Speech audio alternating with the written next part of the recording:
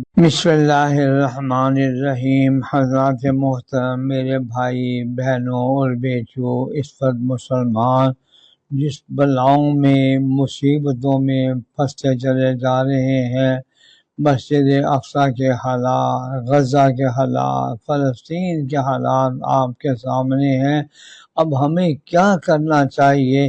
میں اپنی تمام بھائی بہنوں اور بیٹیوں سے عرض کروں گا کہ حضرت تھانوی رحمۃ اللہ علیہ کے اجل خلیفہ حضرت ڈاکٹر عبدالحی صاحب رحمۃ اللہ علیہ بھی یہ اکثر فرمایا کرتے تھے کہ اللہ تعالیٰ نے حضرت یونس علیہ السلام کو 3 دن تک مچھلی کے پیٹ میں رکھا۔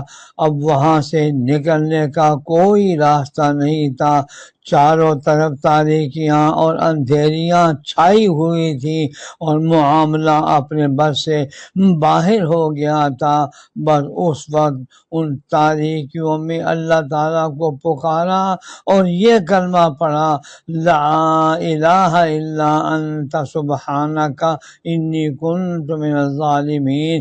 اللہ تعالیٰ فرماتے ہیں کہ جب اس نے ہمیں تاریکیوں کے اندر پکارا تو پھر ہم نے یہ کہا، فاستجبنا له ونجیناہ من الغم وکذالک ننجی المؤمنین، یعنی ہم نے اس کی پکار سنی اور ہم نے اس گھٹن سے اس کو نجات عطا فرما دی۔ چنانچہ 3 دن کے بعد مچھلی کے پیٹ سے نکل آئے۔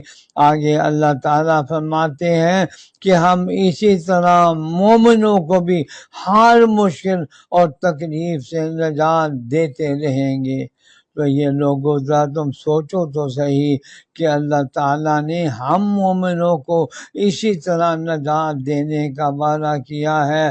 کیا ہم یہ آیت کریمہ کہ جس میں اللہ فرما رہے ہیں وَكَذَلِكَ نُنْجِي الْمُؤْمِنِينَ، تمہاری ہر بلا اور مصیبت کو، قیامت تک آنے والے مسلمانوں کی پریشانیوں کو دور کریں گے۔